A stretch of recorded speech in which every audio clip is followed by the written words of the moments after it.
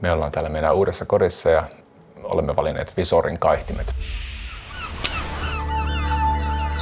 Joo, me ollaan täällä meidän Villa 100-kielessä Oulun asuntomessualueella.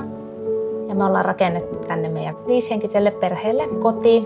Ja tähän on aukotuksen vuoksi tehty aika paljon isoja ikkunoita myös tonne kadun puolelle.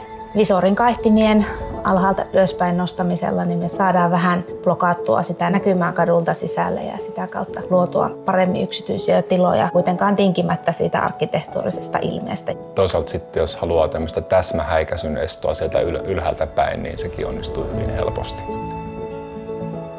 Tämä on hirveän intuitiivinen ja helppo käyttää. Siinä on karmissa sekä ylhäällä että alhaalla semmoiset magneetit, mihin se sitten se verhon ylä- tai alaosa napsahtaa kätevästi kiinni.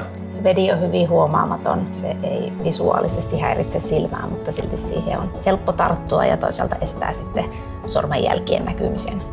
Visorin kaihtimet soveltuu kyllä monen kokoisiin ja korkuisiin levyisiin ikkunoihin. Koko valikoima on tosi laaja ja kun kiintokalustus oli paikallaan, niin käytiin täällä viedä sitä väripalettia läpi ja saatiin viimeisen päälle sopivat kaihtimet kaikkiin ikkunoihin.